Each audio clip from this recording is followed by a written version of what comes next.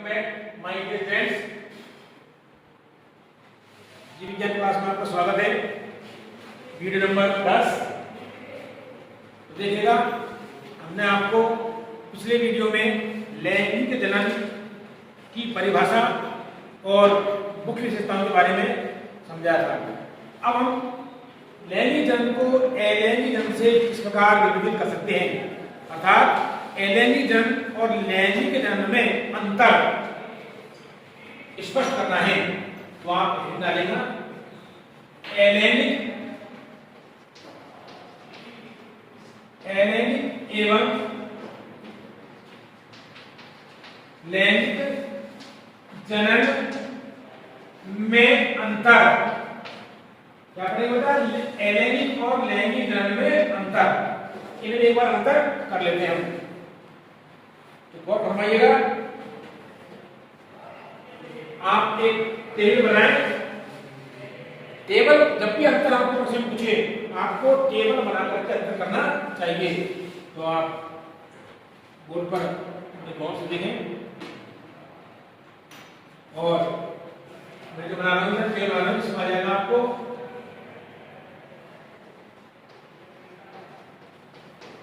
अलैंगिक जनन और इधर लैंगिक जनन, इसे बोलते हैं सेक्सुअल रिप्रोडक्शन। सेक्स लिखते हैं रिप्रोडक्शन, और ये होता है एसेक्सुअल रिप्रोडक्शन। और यहां आ जाएगा आपके क्रम संख्या। ऐसे आप स्केल से टेबल बनावे।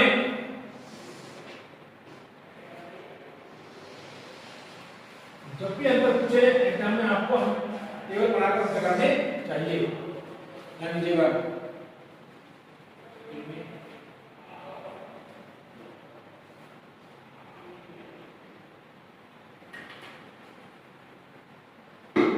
देखिएगा पहला अंतर ये हुई आपके क्रम संख्या। अंतर एक, हमने आपको बताया था कि अलैंगिक जनन एक जनिकीय होता है। क्या होता है? एक जनिकीय। तो देखो, यह है एक जनिकीय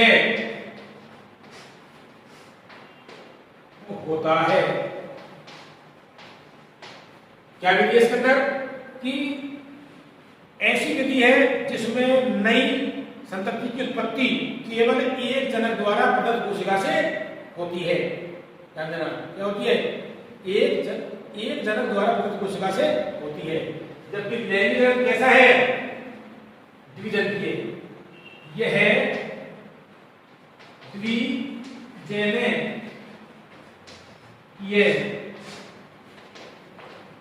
होता है। कैसा होता है? द्विजनकीय होता है। जबकि लैंगिक जनन कैसा होता है? द्विजनकीय होता है, अर्थात इसमें दो जनकों द्वारा प्रदत्त नर युग्मकों के संलयन के द्वारा नई संतति की उत्पत्ति होती है। दूसरा अंतर देखें अलैंगिक जनन का। ध्यान देना, इसमें हमने आपको बताया था कि अलैंगिक जनन में अर्धसूत्री वजन एवं निषद नहीं होता है। तो विशेषता में क्या होता है? हमने आपको इसमें केवल समसूत्री विभाजन होता है।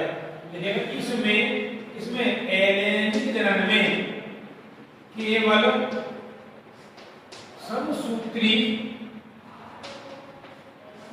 विभाजन होता है। ऐसा होता है, समसूत्री विभाजन होता है, क्योंकि अर्धसूत्री और निषद नहीं होता है। तो समसूत्री विभाजन किसे कहते हैं? ऐसा विभाजन जिसमें उत्तरी कोशिकाओं में गुणसूत्रों की संख्या जनक कोशिका के समान होती है, समसूत्री विभाजन कहलाता है।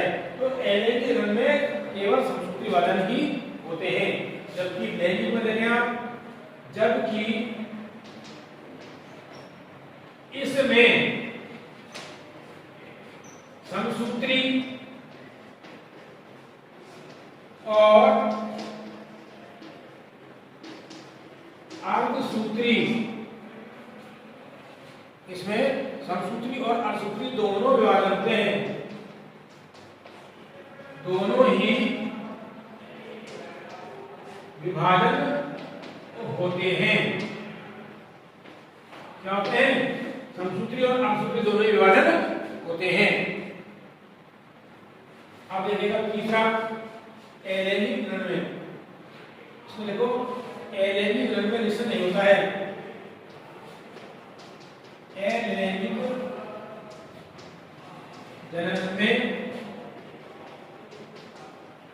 निषेचन मतलब फर्टिलाइजेशन नहीं होता है,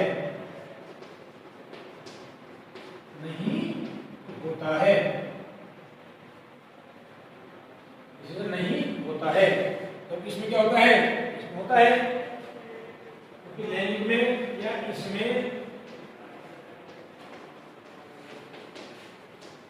निषेचन होता है। अंशसूत्री द्वारा क्या बनते हैं? युग्मक। युग्मक क्या होते हैं? संलेख होते हैं तथा निषेचित होता है। अब आता है एलएलई में, इसमें युग्मक जनन एवं युग्मकों का निर्माण नहीं होता है। तो देखिएगा जो होता है एलएलई में, इसमें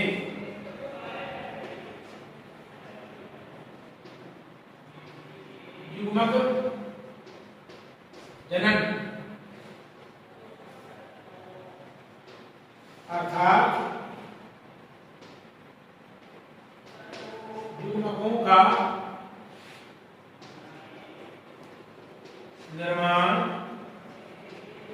नहीं होता है।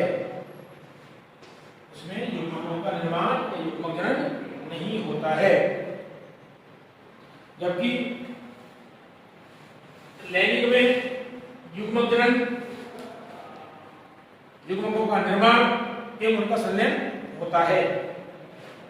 जबकि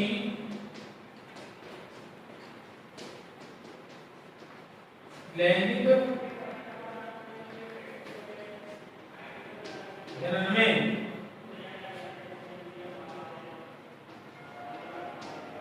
युग्मक जनन या युग्मकों का निर्माण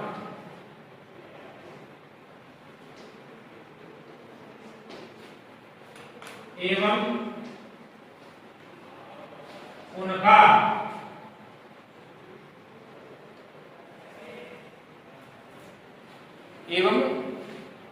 उनका संलयन होता है।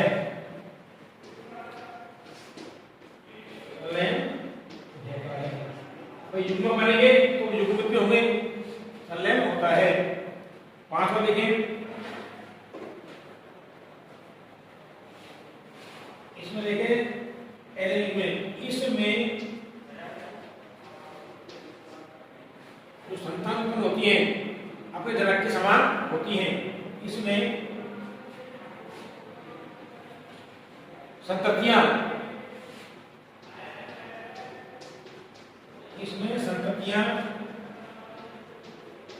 अपने जनकों के समान होती हैं। इसमें संततियां अपने जनकों के समान होती हैं। तो एलएलई द्वारा कोई संततियां होती हैं अपने जनक के एकदम समान होती हैं, आकारिकीय एवं आनुवंशिक रूप से, इन्हें क्या कहते हैं? क्लोन। जबकि लैंगिक में क्या होता है? विविधता उत्पन्न होती है, अर्थात जबकि लैंगिक जनन में क्या होता है? संततियां अपने जनकों से आनुवंशिक रूप से क्या होती है? भिन्न होती हैं। इसलिए इसमें संततियां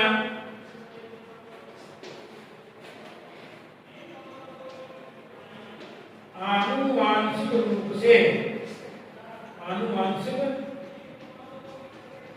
रूप से अपने जनकों के अपने जनकों से क्या होती है? भिन्न होती है। अपने जनकों से भिन्न होती है। आनुवंशिक रूप से अपने जनकों से भिन्न होती हैं। आनुवंशिक रूप से अपने जनकों से भिन्न होती हैं। अब देखिएगा छठवां,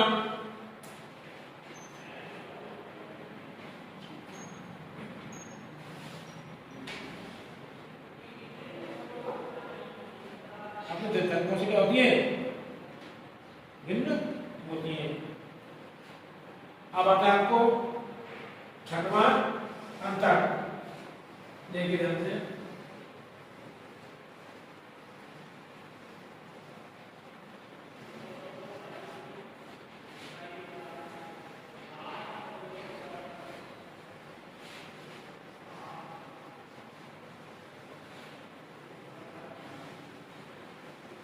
इनकी जो मैंने आप विशेषताएं लगाई है उनमें आप अंतर लिया आराम से आ जाएगा।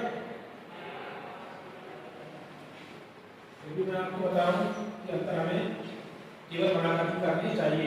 छठवां अंतर क्या है? ध्यान देना कि इसमें विविधताएं उत्पन्न नहीं होती है, क्योंकि विविधताएं उसी में उत्पन्न होती है जिनमें क्या होता है? संततियां क्या होती हैं? अपने जनकों से भिन्न होती हैं। तो देखो इसमें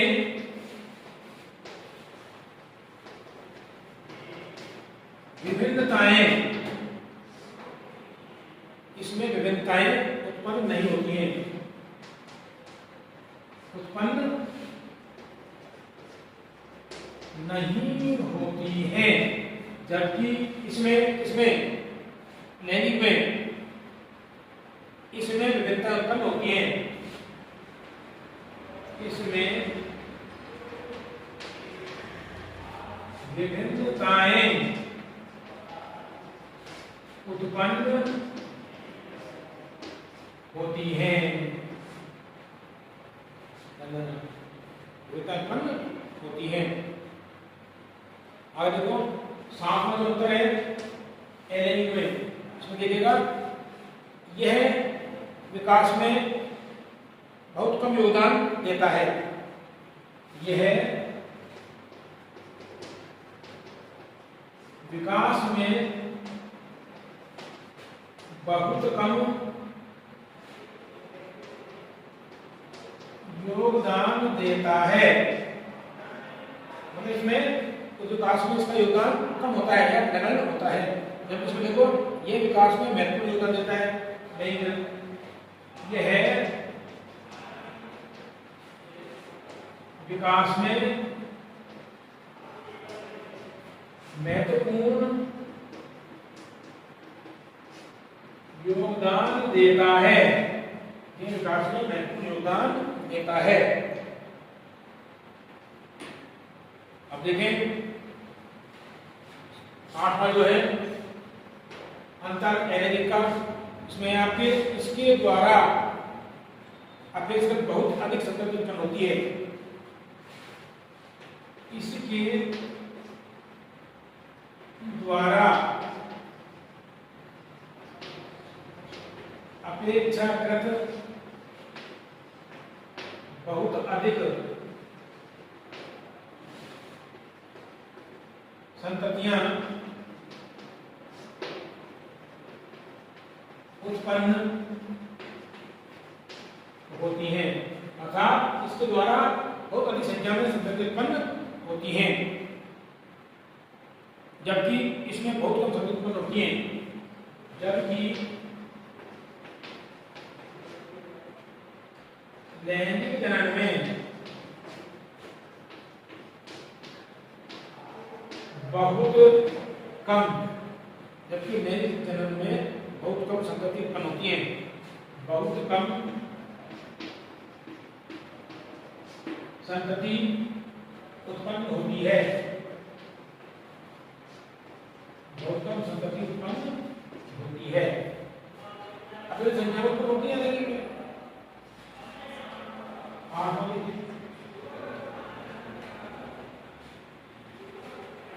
यह तीव्र गति से होता है लैंगिक, जबकि मैंने आपको बताया था विशेषताओं में लैंगिक जनन अत्यंत धीमी, लंबी और जटिल प्रक्रिया होती है। ध्यान देना, इसमें देखें आप एन चरण में ये है तीव्र गति से संपन्न होता है, ये है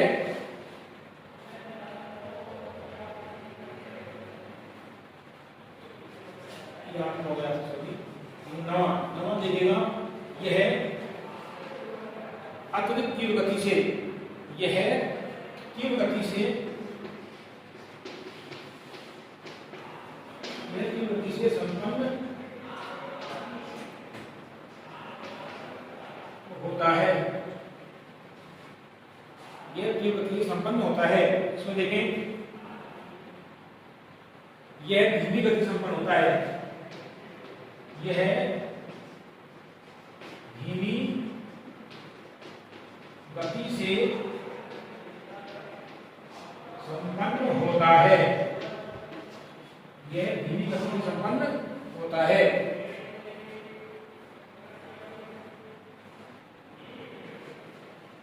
क्योंकि जटिल प्रक्रिया इसलिए 10वां अंतर देखिए आप, सॉरी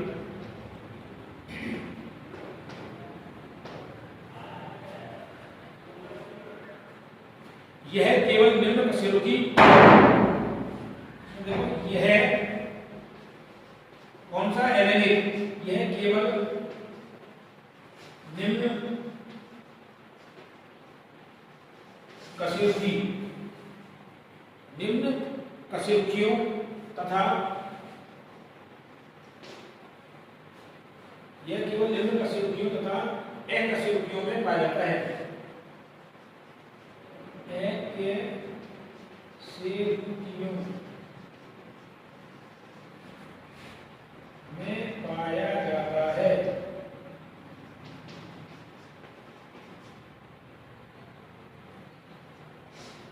कशेरुकी मतलब वर्टिब्रेट्स और एककशेरुकी इनवर्टिब्रेट्स। वर्टिब्रेट्स कौन से पौधे सबके प्राणी, इनवर्टिब्रेट्स प्रोटोजोआ, पॉलीफेरा, स्पंज, डेड एलिमेंट्रीज, एस्केलेमेंट्रीज, एनिडा, आर्थ्रोपोडा, मोलस्का, इक्वेडोमेटा, ये पढ़े होंगे आपको सब जानना होता है। इसमें देखिएगा यह केवल लगभग उच्च विकसित जीवों में ही पाया जाता है, यह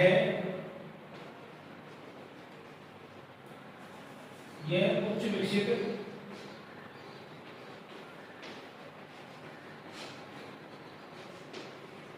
जीवों में पाया जाता है। ये आपके इसके अंतर हो गए 5-6 कुछ ज्यादा नाम का अंतर दिखा दिए। पाठ का नाम क्या है? जनन, जीवों में जनन। तो प्रश्न उठाया कि जनन के आधार पर सजीवों के जीवन चक्र को कितनी अवस्थाओं में बांटा गया है। आपने देखा होगा कोई भी जीव जब जन्म लेता है तो कौन सी अवस्था होती है? किशोरावस्था। ध्यान देना, हम तो बात करें बाल्यावस्था, किशोरावस्था और यौनावस्था, उसके बाद वयस्कावस्था और वृद्धावस्था, बाद में मृत्यु हो जाती है। तो जीवन चक्र जो है जन्म से लेकर के मृत्यु तक चलता रहता है। उसमें होता है कि जन्म के आधार पर, केवल जन्म के आधार पर, जन्म के आधार पर सजीवों को कितनी अवस्थाओं में बांटा गया है। या पर हम ये कह सकते हैं कि जन्म के आधार पर सजीवों का जीवन चक्र की अवस्थाएं, सजीवों के जीवन चक्र की अवस्थाएं। तो महत्वपूर्ण कौन कौन सी है? किशोरावस्था या प्रजनन अवस्था, या कायी अवस्था पहली। दूसरी क्या है? प्रजनन अवस्था या वयस्कावस्था। और तीसरी क्या है? जीवन अवस्था, वृद्धावस्था या जरावस्था। 3 अवस्था में बांटा गया है। ये बहुत इंपॉर्टेंट आपको दे रखा है किताब में, बिल्कुल दे रखी है आपकी किताब में। पढ़ोगे ऊपर से पढ़ोगे तो नीचे से जाओगे ऊपर गायब, बीच तक पहुंचोगे ऊपर का पढ़ोगे नीचे से जाओगे फिर वो गायब। किताब पढ़ के देखना एनसीईआरटी, जब तक आपको 5-6 बार नहीं पढ़ो तब आपको समझ नहीं आएगा क्या है, क्या किसके बारे में चर्चा होती है। ये मिलता दे रखी है बहुत जटिलता, लेकिन भी थोड़ी अलग क्या है, आप लोगों की समझ से बाहर है। बार बार पढ़ोगे तब पार पड़ेगी। क्या कहना?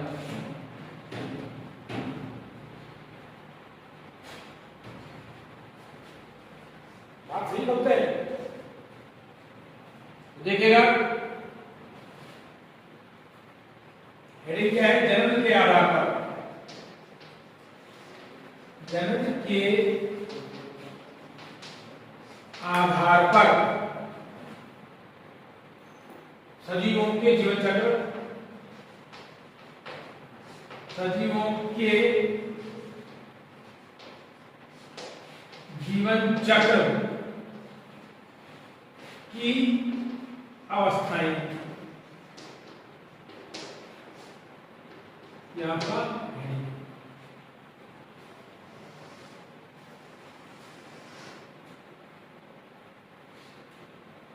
ये आपका हेडिंग है। इसमें देखें ध्यान से, गौर से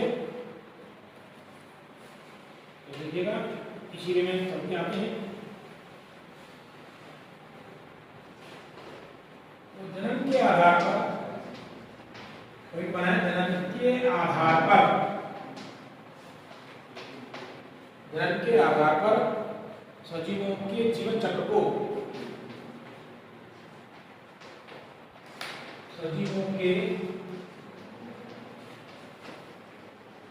जीवन चक्र को निम्नलिखित 3 अवस्थाओं में बांटा गया है। निम्नलिखित अवस्थाओं में बांटा गया है।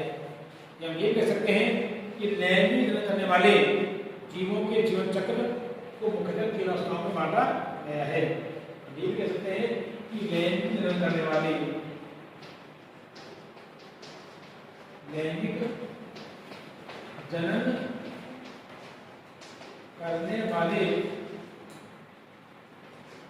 जीवों को, लैंगिक जनन करने वाले जीवों को, या लैंगिक जनन करने वाले जीवों के जीवन चक्र को, के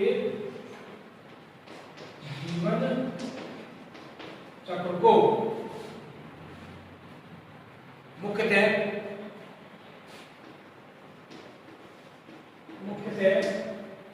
3 अवस्थाओं, 3 अवस्थाओं में बांटा गया है। पहली अवस्था है जो आप इसको देख सकते हैं किशोरावस्था, किशोरावस्था, इसे हम प्रजनन अवस्था भी कहते हैं। प्रजनन अवस्था, इसे हम कायिक अवस्था भी कह सकते हैं। पादपों में कायिक अवस्था, कायिक अवस्था ये पादपों में होती है। दूसरी जो अवस्था है उसे बोलते हैं प्रजनन अवस्था, प्रजनन अवस्था, या क्या कहेंगे वयस्कावस्था, वयस्कावस्था। और तीसरी जो है इसे बोलेंगे जरावस्था, जरावस्था, या वृद्धावस्था, या जीर्णावस्था, जीर्ण अवस्था के ये 3 अवस्थाओं में बांटा गया है। एक एक का 100 की वर्णन करते हैं। तो जनन के आधार पर सजीवों के जीवन चक्र की अवस्थाएं, ये क्या है कि जनन के आधार पर सजीवों के जीवन चक्र को निम्नलिखित अवस्थाओं में बांटा गया है। या लैंगिक जनन करने वाले जीवों को जीवन चक्र, लैंगिक जनन करने वाले जीवों के जीवन चक्र को, लैंगिक जनन करने वाले जीवों के जीवन चक्र को 3 अवस्थाओं में बांटा गया है। पहली किशोरावस्था, या हम इसे एक प्रजनन अवस्था भी कह सकते हैं, क्योंकि प्रजनन की अवस्था नहीं होती है। इसे हम कायिक अवस्था भी कह सकते हैं। किसमें? पादपों में। पादपों में इसको हम कायिक अवस्था कहते हैं। अब देखिएगा दूसरी है प्रजनन अवस्था या वयस्कावस्था। इसमें प्रजनन होता है, बाद में आती है जरावस्था या वृद्धावस्था या जीर्ण अवस्था। जनन के आधार पर बांटा गया है। एक एक का वर्णन करते हैं, देखो शॉर्टली।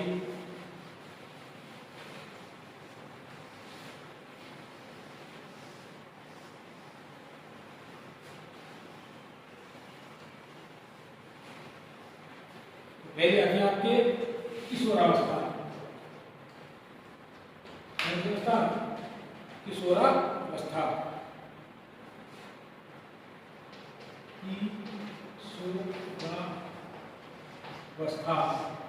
ऑब्लिक एक प्रजनन अवस्था, एक प्रजनन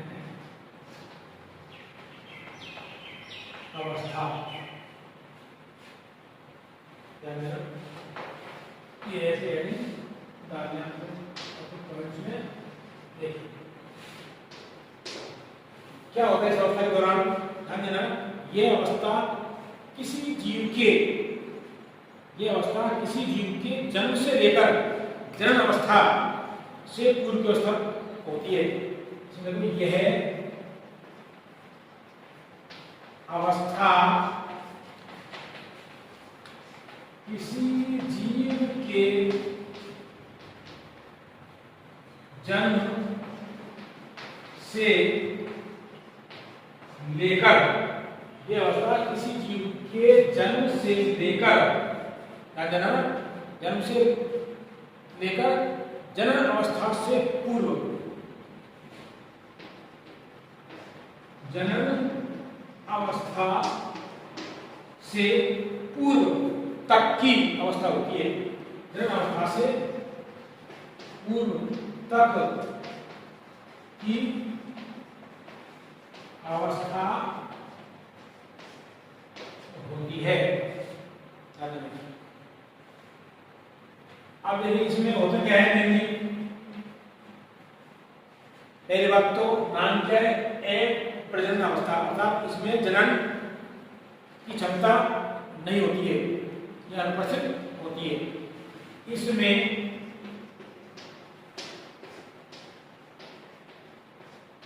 जनन की क्षमता नहीं होती है, अनुपस्थित होती है। क्षमता,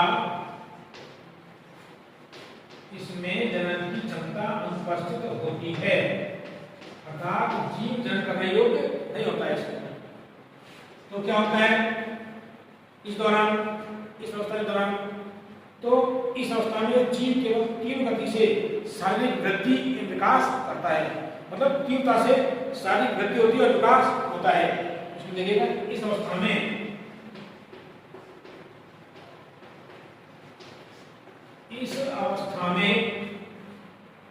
जीव केवल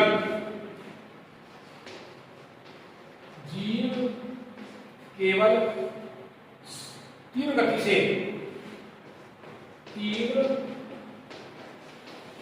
गति से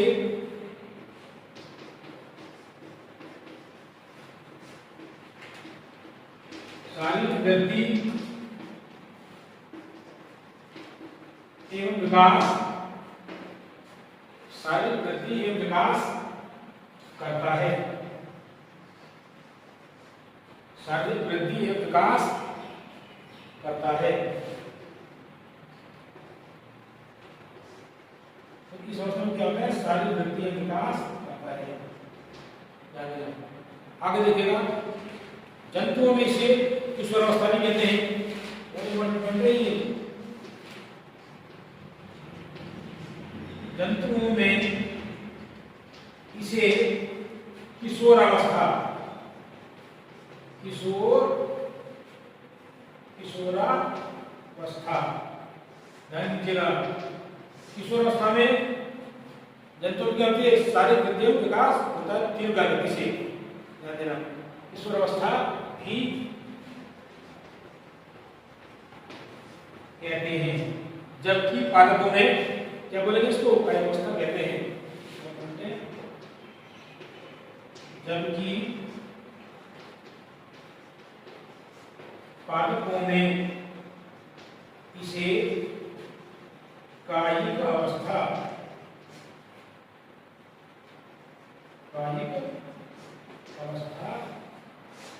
कहते हैं। पादपों कहते हैं इसे कायिक अवस्था कहते हैं। ये कहाँ से लेकर होते हैं? जन्म से लेकर जन्म अवस्था से पहले की अवस्था होती है, कौन सी अवस्था? किशोर अवस्था। ठीक है, अब आती है दूसरी जनन अवस्था या प्रजनन अवस्था।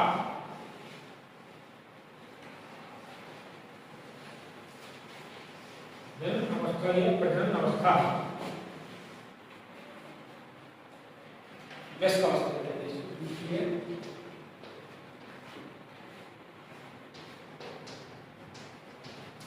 प्रजनन अवस्था या व्यस्तावस्था। क्या परिभाषा है इसकी? देखो कहां से कहां तक होती है, देखिए ध्यान से कि यह किशोर अवस्था की समाप्ति के पश्चात प्रारंभ होती है। यह किशोरावस्था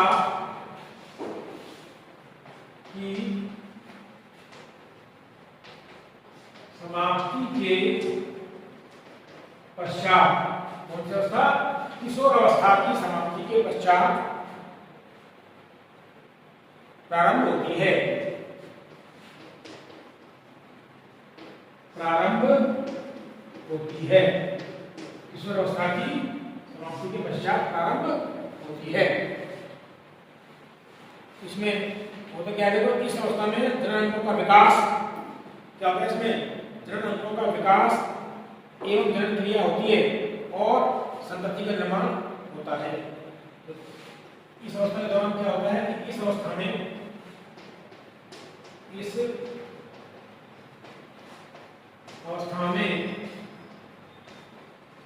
जनन अंगों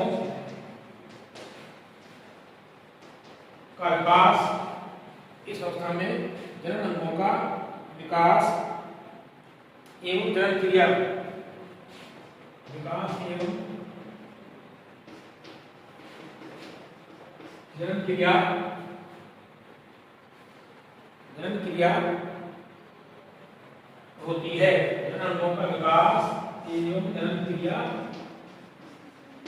होती है और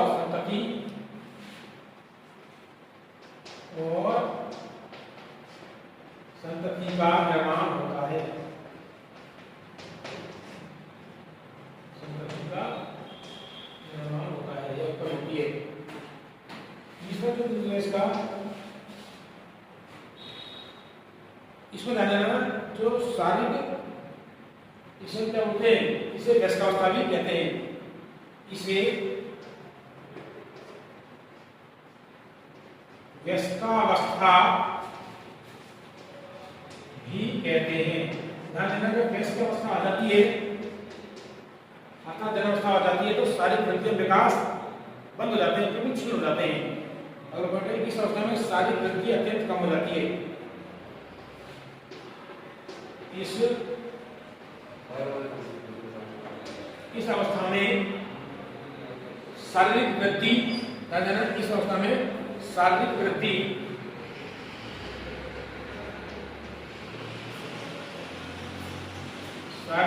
अत्यंत कम हो जाती है, कम हो जाती है। मतलब ये किसका विकास होता है? इसमें जननांगों का विकास होता है और जन क्रिया संपन्न होती है, जिससे जीव की उत्पत्ति होती है, नए जीव की उत्पत्ति होती है। अब देखिएगा सारी जो वृद्धि होती है वो तक कम हो जाती है नरगण। अब जो लास्ट में इसका क्या कहलाता है कि कुछ बहुवर्षीय पादप, देखिएगा कुछ बहुवर्षीय पादपों में पुष्पन एवं फलन क्रिया किसमें होती है? इसी अवस्था में होती है। देखिएगा कुछ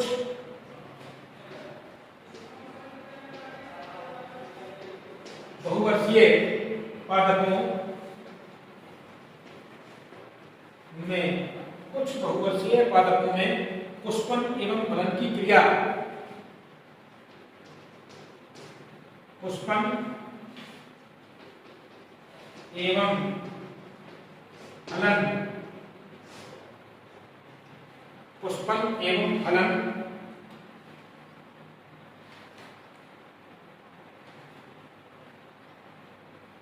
पुष्पन एवं फलन क्रिया एक से अधिक बार होती है। फलन की क्रिया पुष्पन एवं फलन क्रिया एक से अधिक बार एक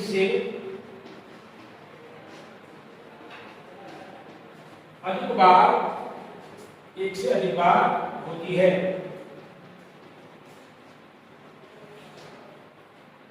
एक से अधिक बार होती है। अतः पादपों में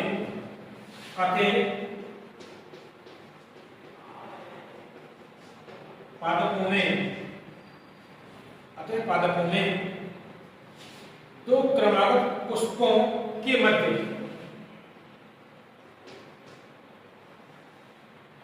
दो क्रमागत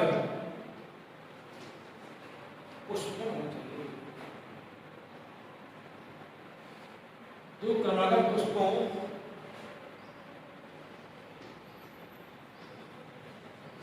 के मध्य जो अंतर होता है, जो क्रमागत पुष्पन के मध्य जो अंतर होता है उसे अंतर पुष्पन अवधि कहते हैं। उसे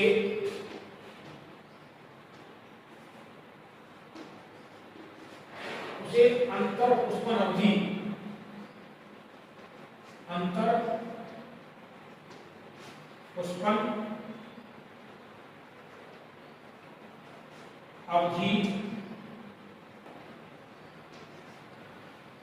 कहते हैं। उसे अंतर पुष्पन अवधि कहते हैं। तो इस अवधि में बढ़ गया है, ध्यान से अंतर पुष्पन अवधि कहते हैं। तो अंतर पुष्पन अवधि क्या होती है, देखिए ध्यान से,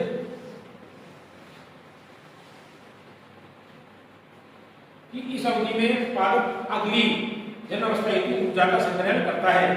क्या होता है कि इस अवधि में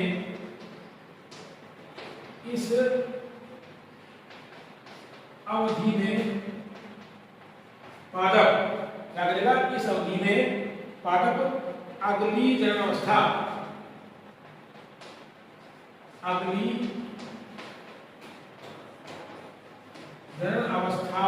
के लिए या अगली जन्मावस्था हेतु ऊर्जा का संग्रहण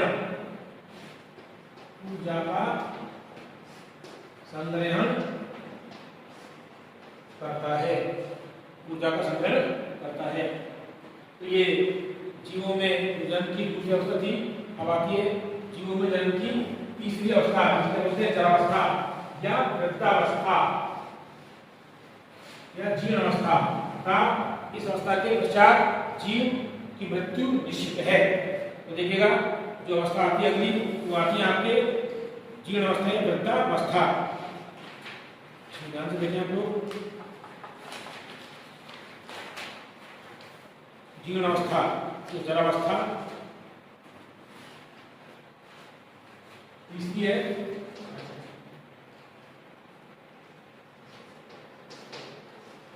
जीर्णावस्था, और भी इसी को क्या बोलते हैं हम, जरावस्था।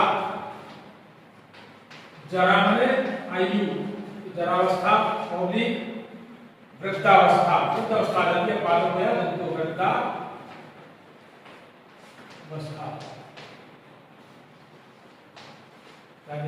वृद्धावस्था उसमें देखें ध्यान से कि यह जन्मावस्था की समाप्ति के पश्चात, जन्मावस्था समाप्ति के पश्चात क्या होता है, आरंभ होती है। तो देखिए यह जनन अवस्था की समाप्ति के पश्चात, यह जन्मावस्था की समाप्ति के पश्चात आरंभ होती है। आरंभ होती है, जन्मावस्था की समाप्ति के पश्चात आरंभ होती है। ध्यान देना, इसमें क्या होगा, देखो इस अवस्था में सारी वृद्धि और विकास बिल्कुल रुक जाते हैं। इस अवस्था में शारीरिक वृद्धि एवं विकास बिल्कुल रुक जाते हैं, बिल्कुल बंद हो जाते हैं। तीसरा देखो क्या चलता है इस अवस्था की, कोशिका ऊतक और अंगों की क्रियाशीलता कम हो जाती है। इस अवस्था में कोशिका ऊतक एवं अंगों की क्रियाशीलता क्या जाती है, कम हो जाती है, कम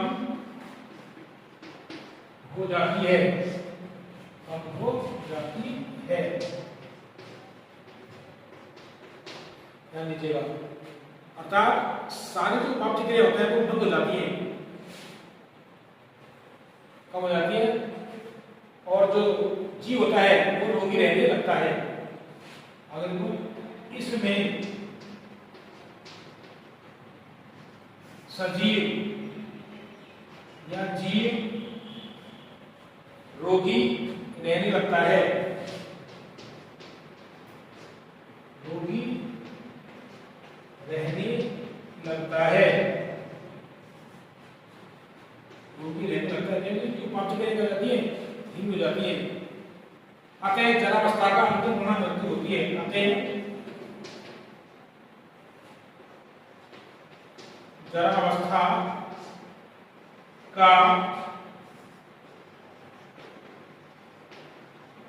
अंतिम परिणाम मृत्यु होती है। इसके बाद में जो जीव होता है मृत्यु प्राप्त हो जाता है। तो आज हमने आपको अलैंगिक जनन और लैंगिक जनन में अंतर और सजीवों में जन्म के आधार पर क्या बताया आपको, सजीवों में जन्म के आधार पर कितनी अवस्थाएं होती हैं उसको बताया था। तो ये अगला जो होगा आपके स्वाध्याय में लैंगिक जनन की घटनाएं, उनके बारे में शुरू कराएंगे। तो इसको आप ध्यान से पढ़ के आए।